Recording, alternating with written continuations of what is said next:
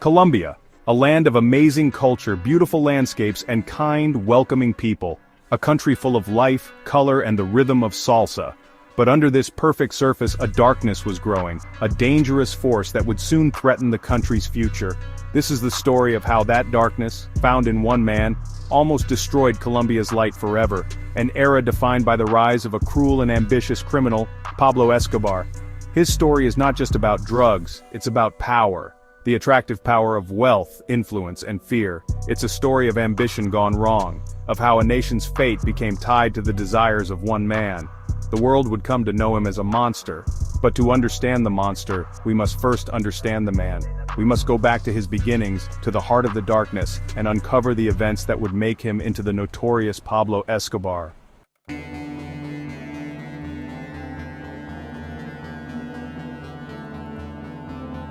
Pablo Emilio Escobar Gaviria. Born in 1949 into the poor neighborhoods of Medellin, he was a child of contrasts. A mischievous boy with a quick mind and a temper to match, he had a natural charm that drew people to him. But inside, he was ambitious. He wanted to escape poverty, to have the wealth and power he could not have. The streets of Medellin became his teacher. Petty crime led to bigger things, stealing cars, smuggling, and finally the cocaine trade. It was a time when Colombia was full of coca. The plant used to make the drug that would soon flood the world, cocaine.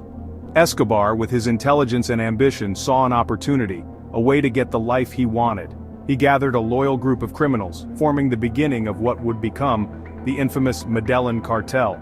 Together, they made drug routes, built secret labs, and made alliances that stretched from the coca fields of Colombia to the streets of Miami. Escobar's empire was growing, built on cocaine and violence. His rise was fast and brutal. Escobar was a master manipulator, a charming leader who inspired fierce loyalty in his followers. But he was also a ruthless killer, getting rid of rivals and silencing opposition with chilling efficiency. Fear became his weapon, his protection, and his most valuable tool.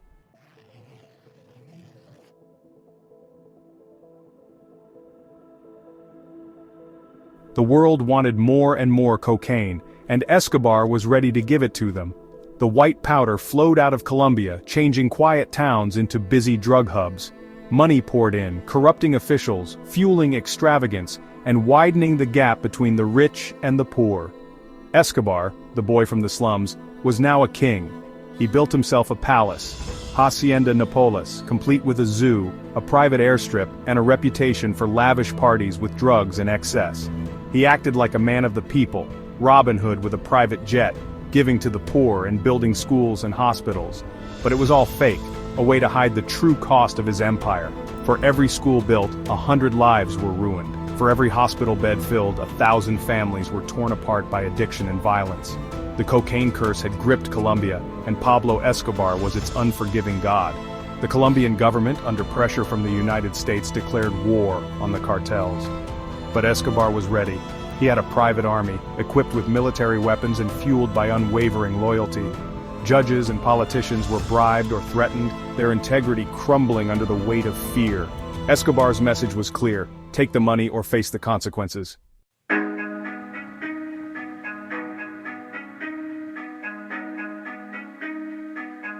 The Medellin Cartel wasn't just a gang, it was a complex criminal organization. Escobar, the mastermind, understood the drug trade perfectly. He knew that control, not just production, was the key to unimaginable wealth and power. He made alliances with corrupt officials who ignored his operations in exchange for large bribes. Police officers, judges, and politicians all became pawns in Escobar's game, their loyalty bought with drug money. The lines between the underworld and the legitimate world disappeared, creating an era of incredible corruption. Escobar's ambition was limitless. He imagined a cartel reaching across continents, a force to be reckoned with on a global scale. He invested heavily in infrastructure, planes, boats, even submarines to transport his illegal cargo. The world was becoming his playground, and cocaine, his instrument of control. But every empire, no matter how big, is built on fear. Escobar understood this. To maintain his grip on the drug trade, he unleashed a wave of violence that would cover the streets of Colombia in blood.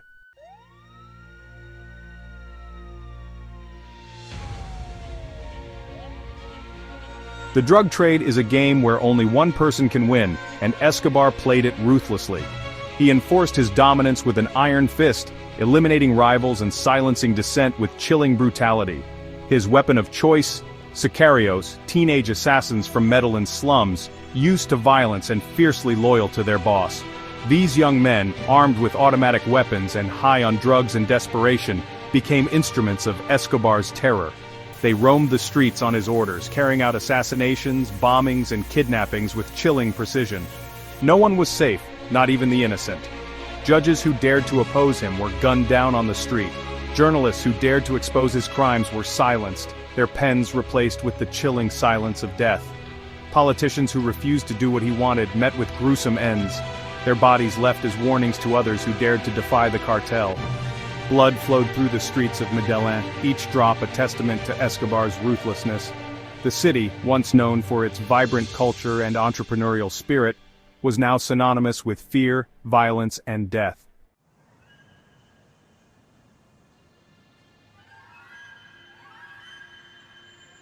Escobar's reign of terror extended far beyond the cartel's operations. He blurred the lines between criminal and philanthropist, acting like Robin Hood to hide his bloody empire.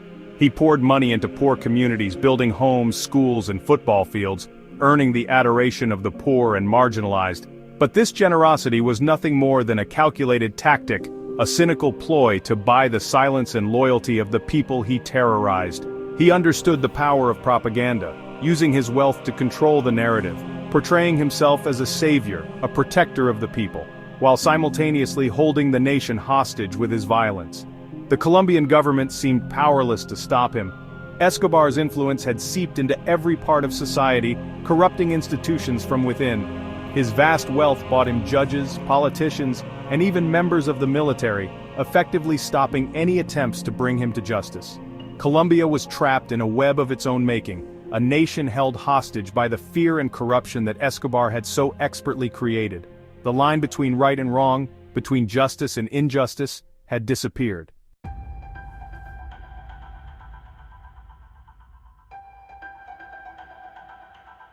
Escobar's ambition had no limits. He craved not just wealth and power but also legitimacy. He wanted to step out of the shadows and onto the world stage, not as a criminal but as a leader, a man of the people. In a move that shocked the nation and scared the government, he set his sights on politics. In 1982, at the height of his power, Escobar got himself elected as an alternate congressman. He presented himself as a man of the people, a champion of the poor, using his dirty money to fund social programs and get the people to like him. His message resonated with many, particularly in Medellin, where he was seen as a symbol of hope, a man who had risen from poverty to achieve unimaginable success. But Escobar's political ambitions were not driven by altruism. They were a calculated move to secure immunity from prosecution and consolidate his power. He used his newfound political influence to intimidate rivals, obstruct justice, and further his criminal enterprise.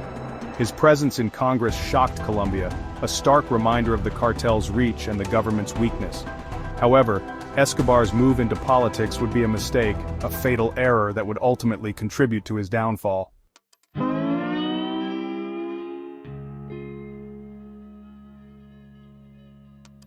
Escobar's reign of terror, while seemingly absolute, was not without its challengers. The rival Cali cartel, based in the south of Colombia, saw an opportunity to exploit the instability caused by Escobar's political ambitions and began to take over the Medellin cartel's territory. A bloody turf war erupted, plunging Colombia deeper into violence. Car bombs exploded in crowded city streets, innocent bystanders caught in the crossfire. Assassinations became commonplace, a gruesome reminder of the cartel's ruthlessness. Colombia was now a battleground, not just for the drug trade but for the very soul of the nation. Adding to Escobar's woes, the Colombian government, under intense pressure from the United States, finally began to make a serious effort to dismantle the cartel.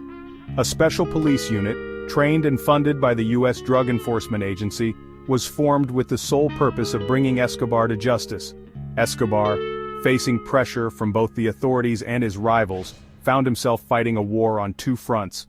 The foundations of his empire, built on cocaine and blood, began to crumble. The hunter was about to become the hunted.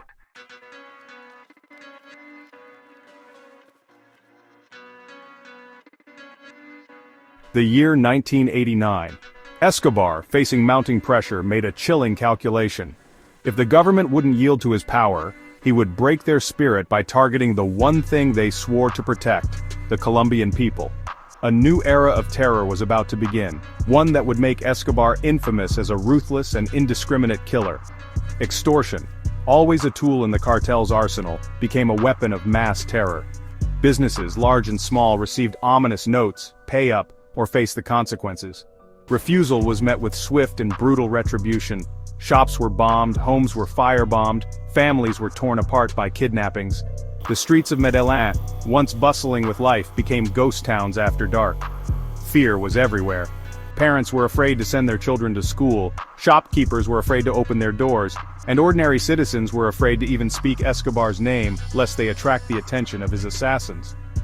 The objective was chillingly simple: to cripple the Colombian economy, to sow fear and discord among the populace, and to force the government into a corner where negotiation on his terms was the only option. Escobar was playing a high-stakes game, wagering the lives of innocent people against his own freedom.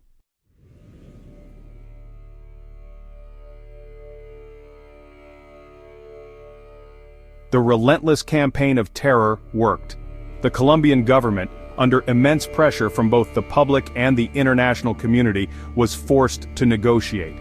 Escobar, the master manipulator, had them right where he wanted them. He offered a deal, a pact with the devil himself. He would surrender to the authorities, stop all criminal activities, and even help combat other drug traffickers. In return, he demanded leniency, a guarantee of no extradition to the United States, and most audaciously, the right to design and inhabit his own prison. The government, desperate for a solution, found themselves considering the unthinkable: negotiating with a terrorist. The alternative, a continued reign of terror and the potential collapse of the Colombian state, seemed even worse. In a decision that would have far-reaching consequences, the Colombian government made a deal with the devil. The agreement, a testament to Escobar's audacity and the government's desperation, shocked Colombia and beyond. Critics denounced it as a surrender to terrorism, a dangerous precedent that would embolden criminals and undermine the rule of law.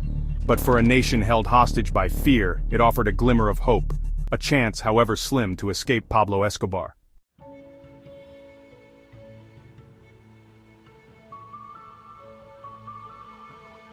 High in the Andes Mountains overlooking Medellin, a monument to Escobar's ego and a symbol of his corrupt bargain with the government was built. La Catedral, as it was ironically named, was less a prison and more a testament to Escobar's power and wealth. Built to his specifications and guarded by his own men, La Catedral was a testament to Escobar's audacity. It boasted a football pitch, a jacuzzi, a waterfall, and even a discotheque. Luxury cars brought in guests for lavish parties, and a steady stream of cocaine and women kept the atmosphere inside La Catedral far from austere. The Colombian government, bound by the agreement, ignored the open flouting of their authority. They had made a deal with the devil, and now the devil was collecting his due.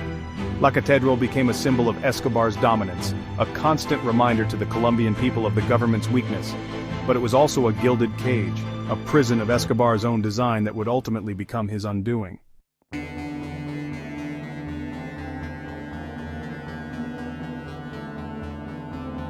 Life inside La Catedral was an open secret. Escobar, despite his supposed confinement, continued to run his empire. The prison walls couldn't contain his reach. Phones, faxes, and even computers allowed him to maintain contact with his lieutenants and issue orders to his vast network of assassins and smugglers. The Colombian government, aware of Escobar's continued criminal activities, found themselves in an impossible position. They had struck a deal with the devil, hoping to contain the monster they had created. But the monster was proving impossible to control. Escobar's arrogance knew no bounds. He even invited journalists to La Catedral, flaunting his luxurious lifestyle and mocking the government's inability to touch him. He saw himself as untouchable, a king in his own castle, ruling over his criminal empire from within his self-made prison. But Escobar's hubris would be his downfall. His open defiance of the agreement, his blatant disregard for the law, and his continued involvement in criminal activities eroded the last vestiges of public sympathy and forced the government's hand.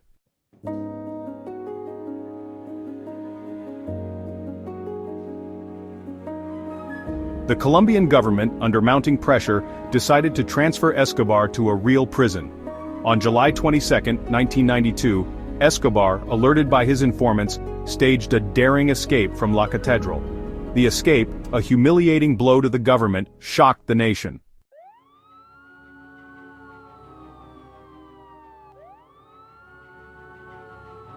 Escobar, a ghost in the wind, became an even greater threat to Colombia's stability. His escape emboldened him, fueling his paranoia and pushing him to new extremes of violence. A wave of terror washed over the country. Car bombs detonated in crowded city streets, leaving behind scenes of unimaginable carnage. Assassinations became indiscriminate, claiming the lives of judges, journalists, and police officers. The message was clear: defy me, and pay the ultimate price.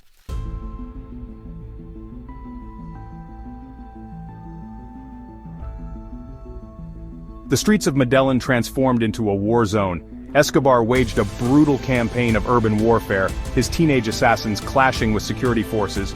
The sicarios, armed and fueled by drugs, moved through the slums with deadly efficiency. Government forces, often outmaneuvered, fought a losing battle. The conflict exacted a heavy toll on both sides, turning neighbor against neighbor.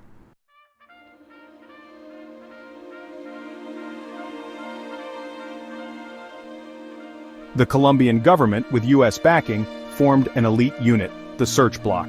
Composed of highly trained officers, the unit adopted unconventional tactics to capture Escobar.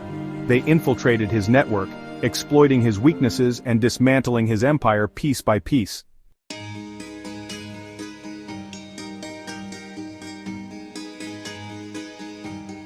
Escobar's war had devastating consequences for innocent civilians. Bombings claimed countless lives, transforming everyday locations into scenes of carnage. Families were torn apart, children grew up without parents. The psychological toll was immeasurable, leaving a generation scarred by fear and violence. The international community watched in horror, urging an end to the bloodshed.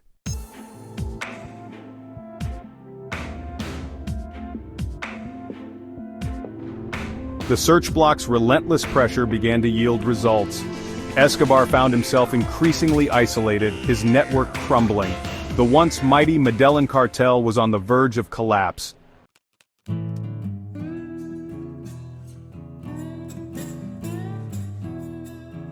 Escobar's world had shrunk to a series of safe houses and hidden rooms. The Search Bloc turned Medellin into a giant web, with Escobar struggling in its grasp. Every phone call, every movement was tracked and analyzed. Escobar, once invincible, now felt the suffocating grip of fear. The streets, once his to command, were now a battleground. The predator had become the prey.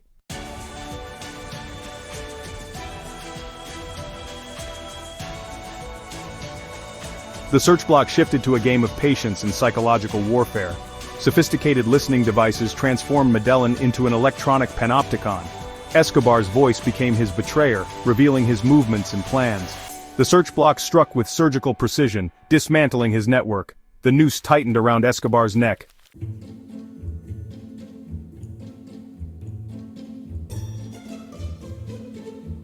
Escobar's love for his family was his fatal flaw. The Search Bloc exploited this bond, tracking his movements through his attempts to contact them. Escobar became increasingly isolated, fearing for his family's safety.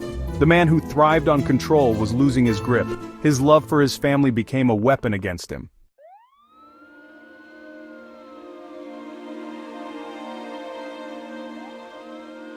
The hunt for Escobar intensified, with near-daily raids on hideouts. Escobar, once dictating terms, was now constantly on the run. Each near miss chipped away at his aura of invincibility.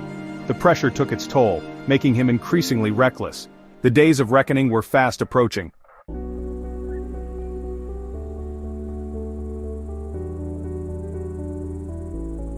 Escobar's network was in tatters, informants feeding information to the Search Bloc.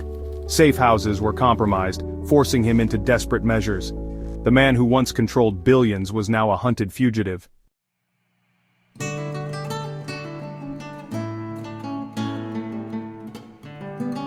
The years of pursuit had taken their toll on Escobar. The once feared drug lord was reduced to a hunted fugitive. The weight of his crimes pressed down on him, haunting his waking hours. His vast fortune became a liability, attracting betrayal. The noose was tightening, and Escobar felt the grip of mortality.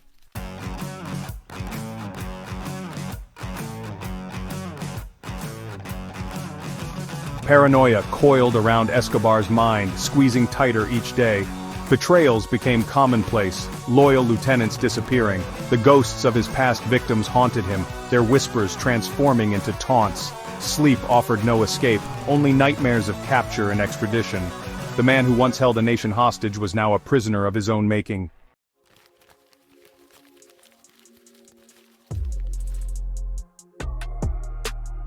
As the walls closed in, Escobar, backed into a corner, made a desperate gamble. He reached out to the Colombian government, the very entity he had terrorized for years, offering a deal, a last-ditch effort to salvage something from the wreckage of his empire. He promised to surrender, to dismantle his remaining operations, to disappear from public life, if only they would guarantee his safety, and most importantly his immunity from extradition to the United States. It was a long shot, a desperate plea from a man who had run out of options. The government, wary of Escobar's legendary cunning and ruthlessness, hesitated.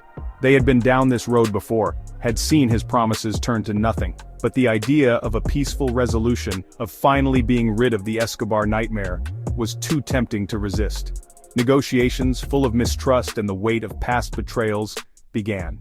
Escobar, sensing an opportunity, played his hand masterfully, exploiting the government's desperation, reminding them of the chaos he was still capable of unleashing. But the game had changed, and the man who had once held all the cards was now playing with a weak hand.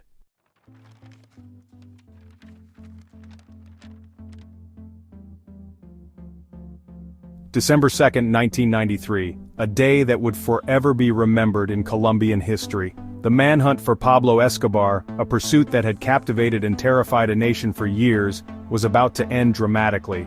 Acting on a tip, a team of search block operatives, their faces hardened by years of relentless pursuit, closed in on an ordinary-looking house in a middle-class neighborhood in Medellin. Inside, unaware of the approaching danger, Pablo Escobar made a fateful phone call to his son, Juan Pablo. The call, intercepted by the search block, gave away his location. The game was up. As the authorities stormed the building, Escobar, sensing the end was near, made a desperate run for freedom, scrambling across rooftops, his pursuers right behind him. A chaotic firefight erupted, the sound of gunfire echoing through the narrow streets, a deadly dance of bullets and desperation. Escobar, cornered and out of options, his body riddled with bullets, collapsed on a rooftop, his reign of terror finally over. The news of Escobar's death spread quickly through the streets of Medellin. People poured out of their homes, their faces a mixture of relief, disbelief, and a strange sense of closure. The monster who had haunted their lives for so long was finally gone.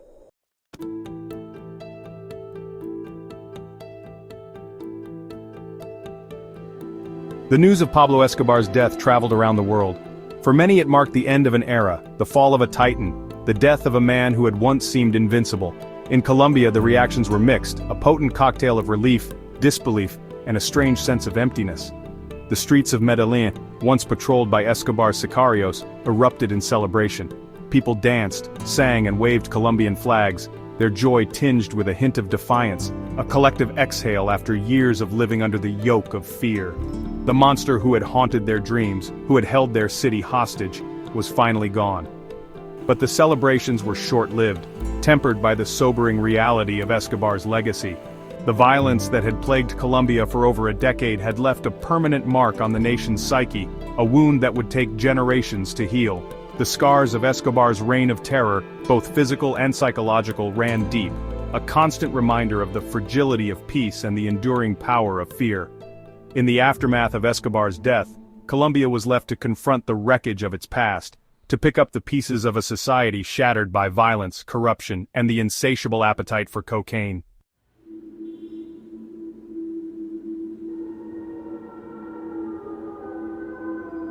Pablo Escobar's legacy is a complex and contradictory one, a cautionary tale of ambition, corruption, and the seductive allure of power.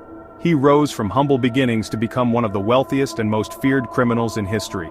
To some, he was a folk hero, a Robin Hood figure who provided for the poor. His image adorned walls in Medellin's slums, but to most he was a ruthless killer, a narco-terrorist who held a nation hostage with his violence. The bombings, the assassinations, the kidnappings left a permanent stain on Colombia's history. Escobar's story serves as a stark reminder of the corrosive power of the drug trade. A nation, blessed with natural beauty, was brought to its knees by the insatiable appetite for cocaine and the violence it spawned.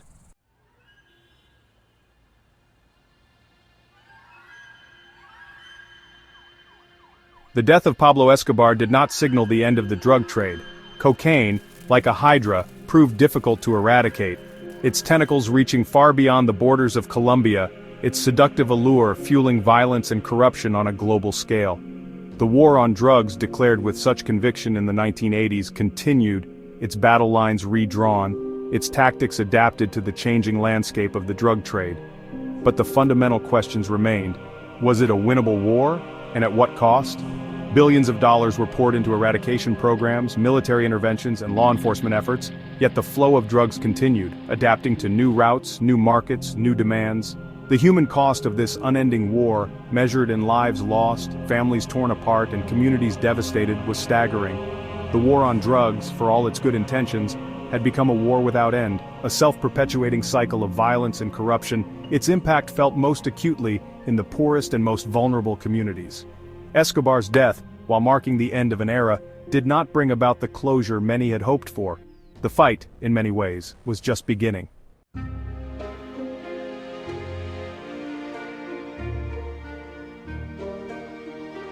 Colombia, in the decades since Escobar's demise, has made remarkable strides in its journey towards peace and reconciliation.